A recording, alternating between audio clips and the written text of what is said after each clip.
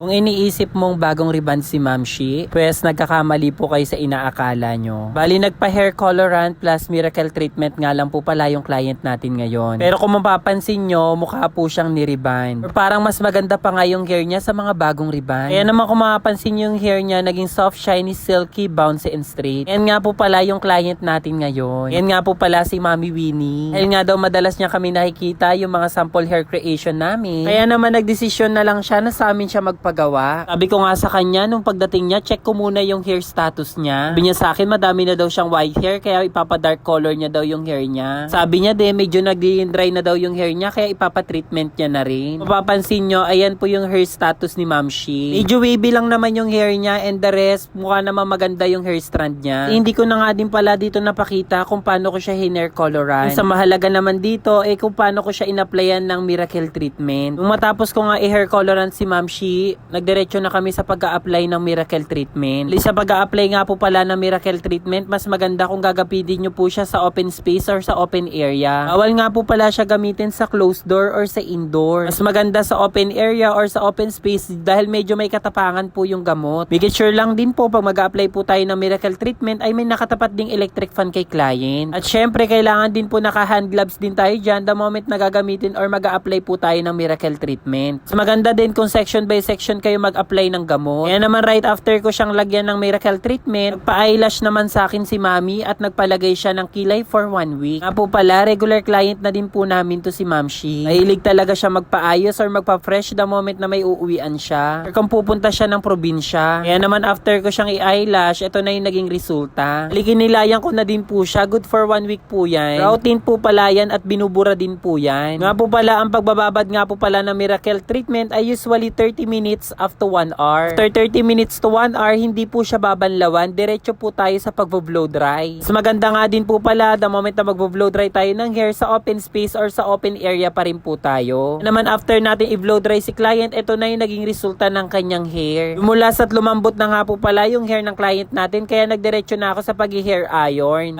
Gumamit nga po pala ako dyan ng MAC hair iron na kulay black. Guarding nga po pala sa heat temperature or degree Celsius or degree Fahrenheit na gagamitin natin ay palagi po tayo nakadepende sa hair strand ng client natin. Pag nakikita nyo kumikintab yung hair ng mga client nyo, the moment na pinaplansya nyo sila, ibig sabihin kaya ng hair strand nila yung init ng hair iron. Pero kung nakikita nyo parang nagiging dry or parang lumulutong yung hair ng mga client nyo, ibig sabihin po nun kailangan po natin babaan yung heat temperature. Dahil pag sobra po sa init ang gamit nating hair iron ay maaari pong matusta ang hair ng mga client natin. Yan naman ang best solution sa hair creation or hair transformation is choosing the right products, choosing the right temperature, proper way of analysis. For sure, makukuha nyo talaga yung 100% customer satisfaction. Yung salon owner or hairdresser or hair specialist, the moment na makita or maramdaman po namin na super satisfied yung mga client po namin, mas doble ang saya or ligaya po ang nararamdaman namin. Ito pong sobrang saya ng mga client namin kasi super ganda at smooth ng hair nila. Sa totoong buhay, yung mga hairdresser talaga yung super proud. Ba din kasi yung ligaya at saya pag alam mo yung mga client mo ay super satisfied talaga sa iyong hair creation. Kaya sa lahat ng salon owner, hairdresser, or future hairdresser at gusto nyong ma-achieve yan, gusto nyong matutunan yung ganyang sample hair creation, pwede nyong panoorin yung aking mga hair tutorial sa aking account. At kung interesado naman po kayo sa gamot na ginamit ko kay client, kung mapapanood mo man to sa TikTok, don't worry, ilalagay ko to sa yellow basket. At kung mapapanood mo naman to sa aking Facebook account, pwede nyo po akong i-PM para masend ko po sa inyo yung link ng product kung saan nyo po siya pwedeng i-order. Syempre para masend ko na din po sa inyo yung proper procedure, proper application at safety guidelines. Ito na nga pala yung naging result ng hair ng client namin after ko siyang planchahin. Mapapansin nyo, naging smooth, shiny, silky, bouncy, and straight na siya. Again, yung ginawa ko po kay client is hair colorant